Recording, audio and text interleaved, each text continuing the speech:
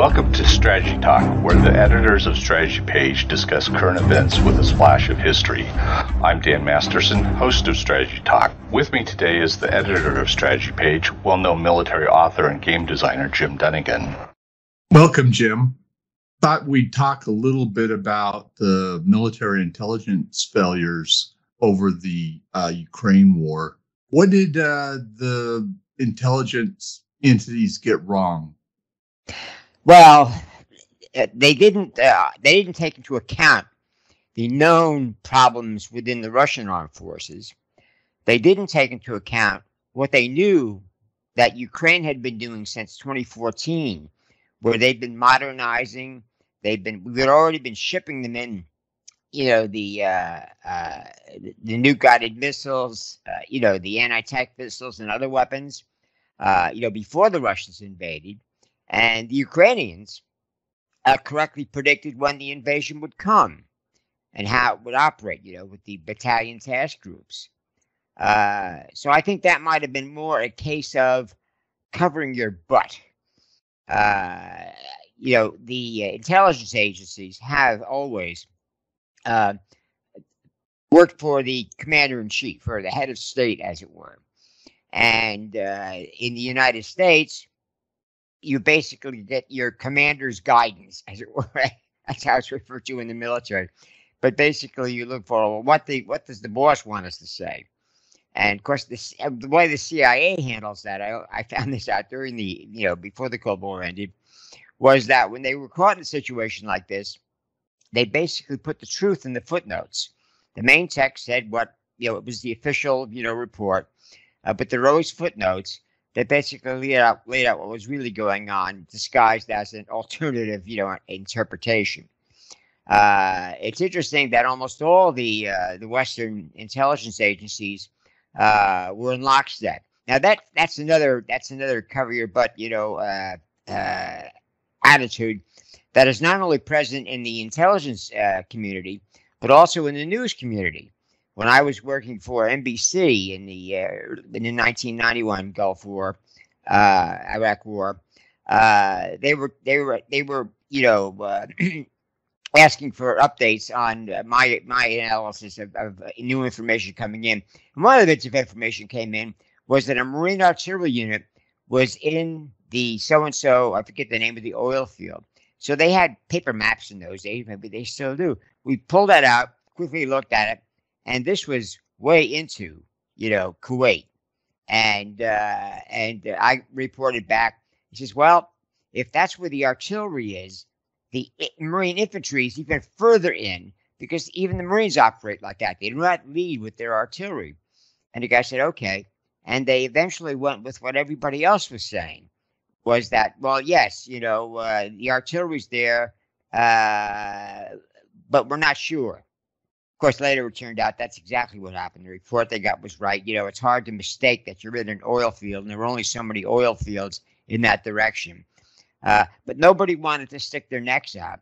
It was easier to have a mass delusion than somebody sticking their neck out and being right and everybody else wrong. Professional courtesy. Who knows?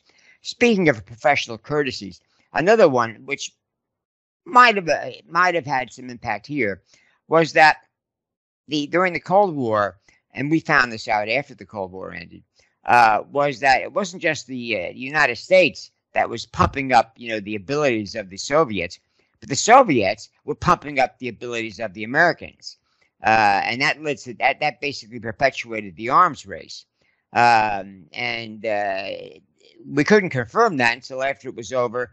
And, CIA people, usually, retired CIA people who worked on it. I knew one guy who was the head of the Warsaw Pact, division, as it were, before he retired, went into think tank business.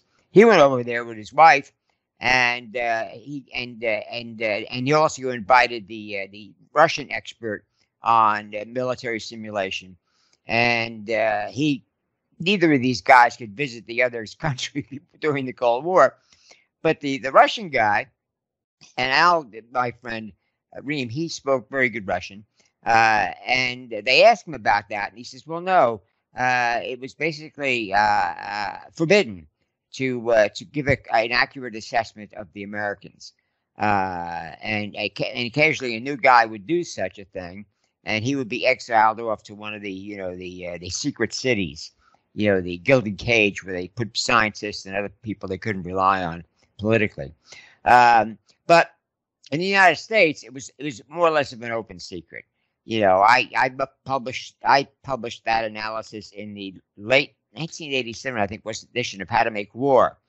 And I asked the agency about that, and they said, no, they're just saying, another excitable off-base civilian.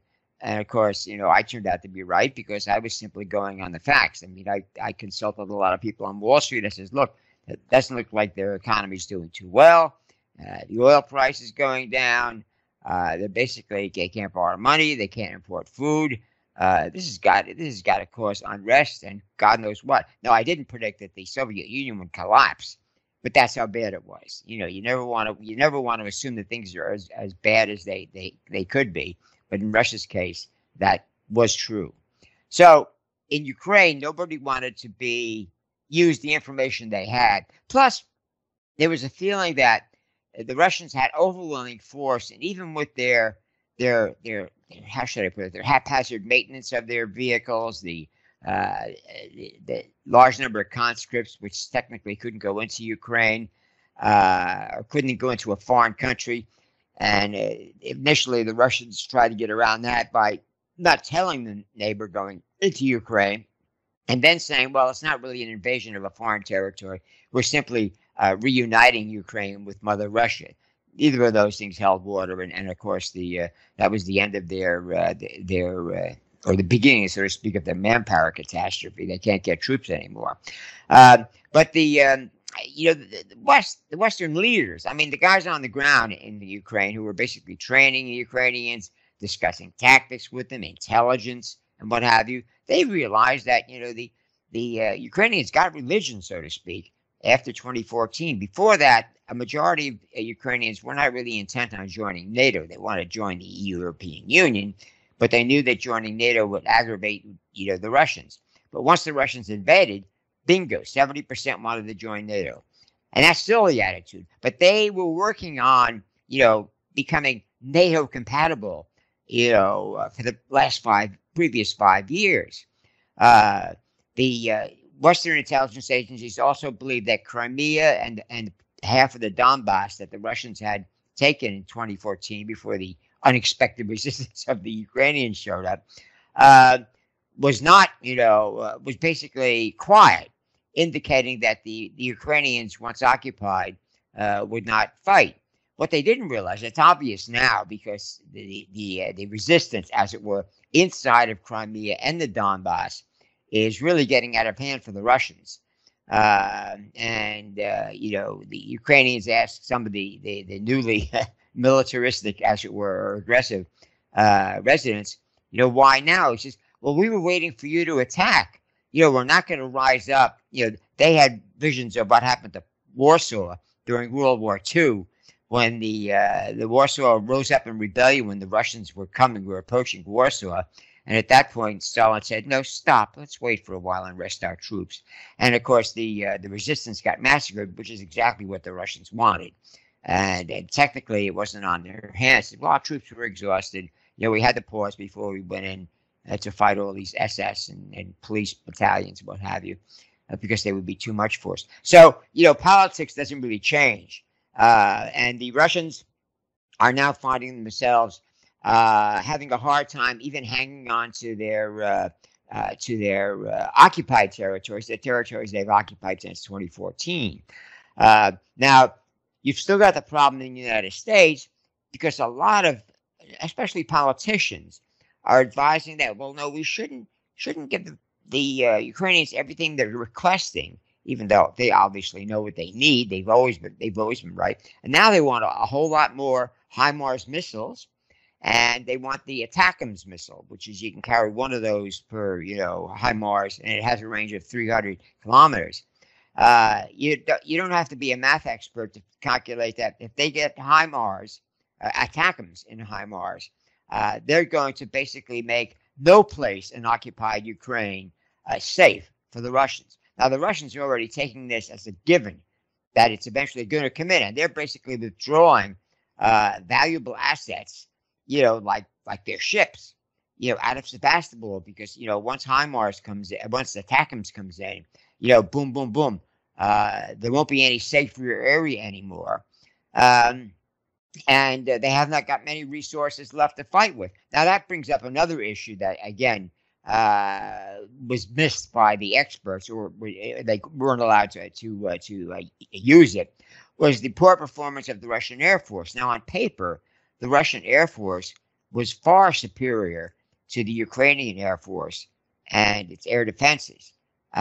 Both sides were using a lot of the same equipment in early 2022, and the Russians never got going, never used that superiority in numbers. Now, the reason was there's twofold. It's not just that they were risk averse and what have you, but again, we found this out during the war. The Russians were still using, with their artillery, with their air force, they were using this long planning cycle where somebody at the front would request air support or firepower, and it would take, a day, or at least, half a day, 6 to 12 hours before the request was answered.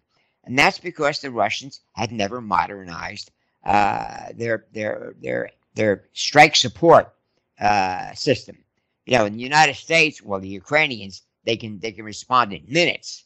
In the United States, where you still have to, go back to Washington to check with the lawyers first, it's slower than it was in Vietnam.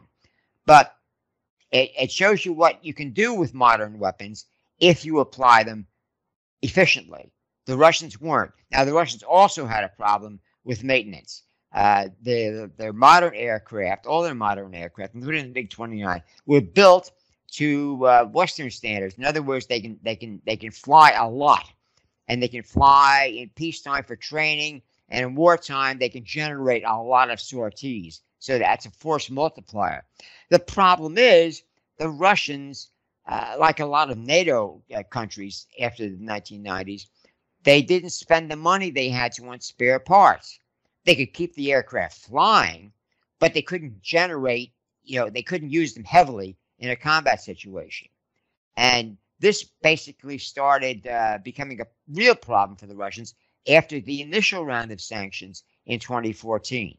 Now, the harsher sanctions that were put in place in 2022 have made it even more difficult to make guided missiles or any sort of a weapon that depends upon tech that the Russians don't manufacture themselves. I mean, we cover this regularly in Strategy Page about how dependent the Russians were on Ukraine for certain vital, military components. Like for they could not build themselves in Russia naval warship high-speed turbines, which are an essential part of any modern warship. It allows you to accelerate very quickly to combat speed, as it were. And whole classes of new ships that they were nearly finished, they had to stop until they got an alternate source of these turbines. Nobody else produced them. Even the Chinese were trying to secretly buy control of Motor-Seek. That's one of the major manufacturers of these engines, as well as helicopter engines and what have you. The Ukrainians caught on to it in time and, basically outlawed any foreign ownership of vital industries like Motor-Seek.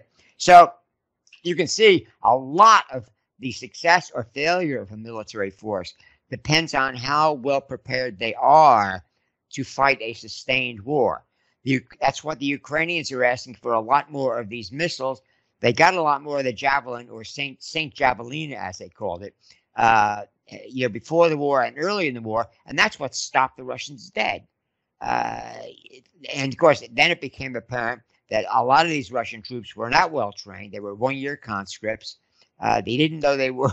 They didn't know when they were in Ukraine. And when they discovered it, they asked their officers, and their officers said, "Well, the Ukrainians won't fight. We're liberating them from Nazis." And of course, now it's basically a bad joke because the Russians are acting like Nazis.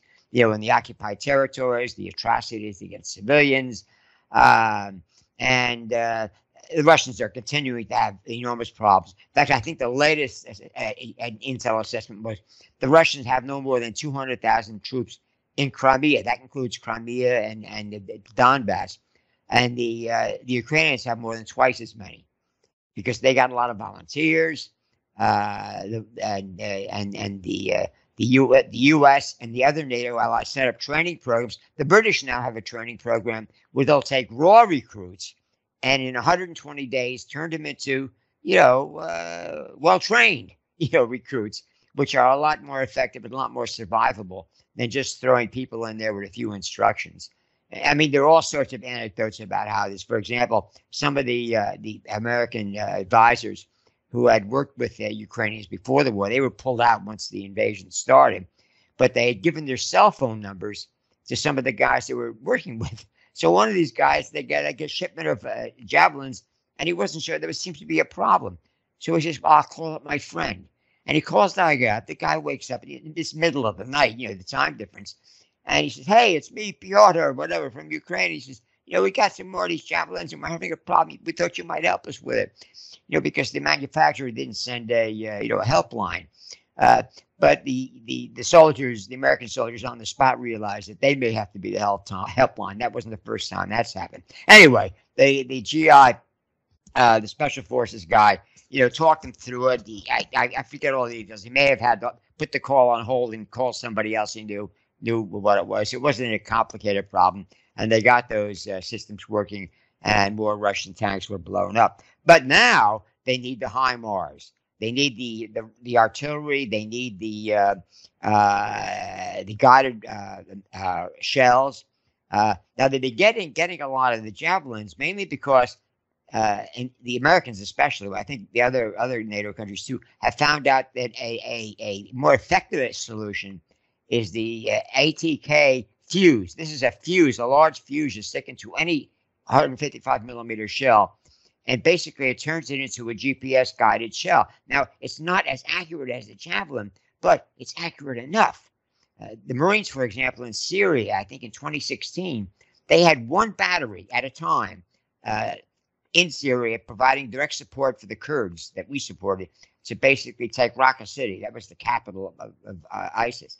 And the ISIL said they were going to fight to the death, and the Kurds said, "Look, we cannot afford to take the kind of losses that take them on, troop to troop. But if you can get us enough of those guided shells, we will find the targets, you will blow them up, and we'll advance until we run into more opposition." And that worked. And like I say, it got so intense. I forget the number of shells they used, but they wore out the barrel on several of their M777 105 millimeter towed artillery, and that's the same artillery that they're using in Ukraine. I think the Ukrainians know about this. It was in the news, as it were, and I don't know if they've joked, "Hey, we'd like to wear out some troops too, but we need those ATK fuses." But I don't know what's holding that up.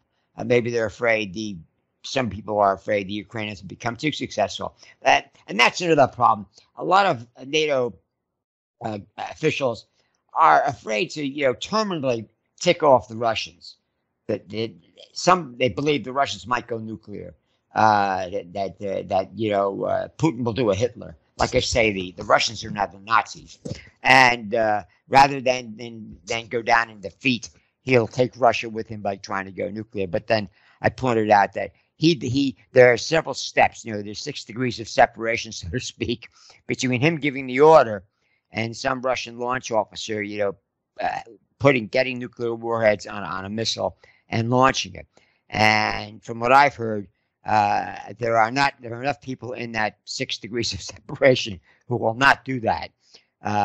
So it's a hollow threat. But some people are so risk averse or so intent on, not losing Russia, forever. But they won't lose Russia. I mean, one thing that's coming out of Russia from Russians is they're saying now they're playing the game of which among Putin's loyal associates is angling to replace him.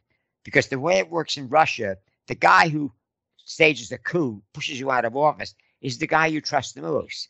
And they do that on purpose. It was like, they learned that in Stalin's times. Anybody who had any whiff of disloyalty, boom, got executed.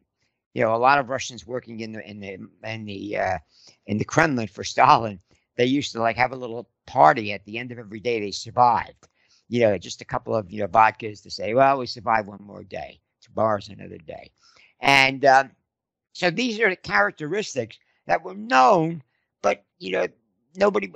A lot of people were afraid to use them, and so it comes as a big surprise if suddenly Putin's out of power, and the new government saying, "Look, it was a mistake. Pull all the troops out." They're the only ones that can do that. They'll look good. They say, "Look, Putin made these mistakes. It's all on him." It's like the secret speech that was made, after Stalin died unexpectedly in 1953. And it was supposed to be kept secret because they were basically admitting to the senior, communist officials, but knew this, is Stalin was a SOB. Basically, we won World War II in spite of him, not because of him. Bum, bum, bum. Well, that was hot stuff, and it got out. And a lot of Russians were disappointed because a lot of Russians, drank the Kool-Aid, as they say. But a lot of other Russians said, well, yeah, of course. And now we're doing the same thing all over again. And Russians, more than anybody else, understand, the pattern. And since 2014, Russians can still migrate legally. Several million Russians have done just that. They've gotten out. And they can still get in touch with the folks back home. And the first time they did it, after the invasion, they were getting the party line. They said that's not what's happening. We're seeing pictures. We're getting reports from reporters, our reporters, Western reporters who are allowed in Ukraine if they're willing to take the risk, and many of them were. And he says, the invasion force is being trashed. And it was a couple of weeks later that. And even people in Russia who had believed the false propaganda, the false news, the Putin's people were putting out, realized, oh my God, my buddy in Great Britain or Germany or wherever they migrated to. A lot of these people had skills. They spoke a foreign language and whatnot, and they could get jobs. There's always a need for people like that. But a lot of them would like to go back, but not until there's a new government. And a lot of Russians in Russia, stuck in Russia because the economy's tanking, poverty's increasing, will report on this. I mean, it's not a secret. International, banking operations keep track of cash flows and what have you, and poverty levels, and they're pretty accurate. They worked during the Cold War, even when there were fewer, Western journalists available. It's in and out. There's no secret pipeline. For money going in or money going out. And the Russians are hurting. And it gets to the point where it only take a little push and boom, replacing the tyrant Putin. And I don't know if they'll go back to having the more or less fair elections, because that was a great disaster. For 20 years now, Putin became president, and then he technically used his majority in Duma, in the Congress, the parliament, to change the laws and change the constitution so he could stay in power basically indefinitely. A lot of Russians didn't like that, but he was a strong guy. He was an KGB guy. A lot of his subordinates, not all of them, but a lot of them were former KGBers, and they had been on the outs before Putin came along. They were unemployed. They didn't have the power. One thing you got to realize was that organizations like the KGB and the Ukrainian version, which Zelensky recently did a house cleaning of, because there were apparently a lot of people on the take in the SBU, I think it's called, and that accounted for a lot of early victories by the Russians, especially down in Kherson, north of Crimea. So a lot of them were either removed or basically, are about to be prosecuted. But in the KGB, nobody can arrest the KGB man except another KGB man. So they are literally above the law. If the organization, the KGB, is lawless, then, these guys can basically do whatever they want. And I think they're going to change that in Ukraine as well, because they knew the corruption is a big problem. In fact, that's the main reason why Zelensky got elected. A nobody, basically a former lawyer, a TV producer, and he had starred in a comedy, so to speak, in which it's an actor gets elected president of Ukraine. Life imitating art, and but that became more and more true. But the nationalism of the Ukrainians, the way they came together once the invasion began. Remember there was that famous quip early on in the war by Zelensky. Yeah, I think our president or whatever, our State Department called him, we can arrange to get you out. I says, I don't need a ride out. I need ammunition. And that basically was that's one of those phrases that, basically defined Ukrainian resistance, because that galvanized a lot of Ukrainians saying, well, what's he going to do? I mean, he was elected as a breath of fresh air, and he had been making progress with the corruption. But once the war started, and Zelensky said, "I'm here. I'll until they kill me or we win." And there have been many attempts to kill him. The Russians have used missiles. They sent in a bunch of Chechens who are the best fighters they have, and the Chechens got wiped out. So the Ukrainians have taken heavy casualties, not as heavy as the Russians, but they're getting better training. They're getting better weapons. Zelensky is taking care of the Ukrainian forces, whereas Putin is not. He's looking for cannon fodder. And now he finds out he can't even pay, some of the troops, the veteran troops, he's been paying to fight, to basically provide some reliable assault capability. He can't afford to pay them. And these guys are true to the mercenary code. You don't get paid, we don't serve. Boom, we walk away. What are you going to do about it? And of course, you don't want to get into a feud with mercenaries, whether they're on your payroll or not. And so, the whole problem is self-inflicted. A lot of Western observers thought, and especially even in Eastern Europe, they said the Russians won't be stupid enough to invade Ukraine. They've seen the preparations the Ukrainians have been making. They think the Ukrainians are going to roll over. They think we're going to roll over. Well, now the Russians know that they invade a sovereign country, again, one that used to be part of the Soviet Union. They're going to get resistance. The Chinese are learning a lot from this. And they're basically realizing that their military is somewhat hollow. They're also having recruiting problems because of the economy and because of the shrinking working age population, and there's no tradition of professional troops in China, not a lot of them anyway, especially high tech. Recruiting people who get good civilian jobs. But now because China is having its real estate bubble collapse, we have a piece coming next week on that, similar to what Japan went through in the 1990s. Its runs on the bank, et cetera, et cetera. But even before that, a lot of unemployed graduates were basically biting the bullet and looking for a government job, which means, looking for an iron rice bowl. Iron rice bowl is more secure, but it's not a guarantee. It's low paying, and it's also not a guarantee that you're going to hang on to it. But that's one reason why the Chinese kept a lot of state-run industries, including state-run banks, which are far more corrupt than the free market ones. And so the Chinese are learning what they can, but the Chinese tend to learn a lot better than the Russians do. So although there's a lot of bluster about Taiwan, it's been noted that the Taiwanese have gotten a lot more aggressive in defending themselves. They're building their own submarines. They pulled that off. That was something even the Chinese didn't expect. But the first two, I think, are about ready to, in the next couple of years, they'll be ready for service, and there's 8 in total. They've been buying a lot more offensive weapons, ballistic missiles, conventional warheads, and what have you. They've been dispersing their military forces, airfields, using caves and what have you, putting them in places that the Chinese can't knock out immediately. And the Chinese are noticing that. And they're basically saying, well, how are we going to, how can we fool other Chinese? It was like the Russians. We should understand the Ukrainians. They used to be us. Some of us don't think like Ukrainians. We don't want to Putin and what have you. Well, the Chinese are the same way. And a lot of Chinese are getting out.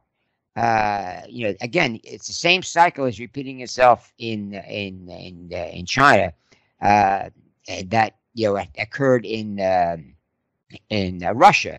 Now, when it occurred in Japan, avoided a meltdown, but their economy was stagnant for like 20 years. In some cases, it even declined, and that allowed the South Koreans to basically catch up, and they're now punching way above their weight economically and militarily. But again, they were always faced with a real threat from North Korea, and that'll basically motivate you. And we basically, missed one of those basic historical rules. People in danger. Look at Israel. Look at any country.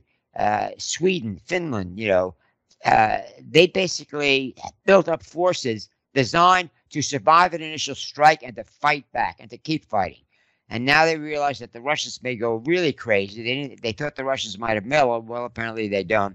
And now they finally finesse, Turkey's, attempt to extort, various concessions from NATO to allow them in. But now they're coming in, and now Russia has lost basically control of the Baltic Sea.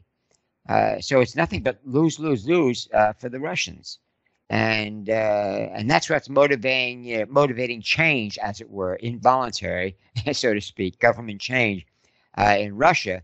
And that's when you can, you heard here first, if you didn't hear it someplace else.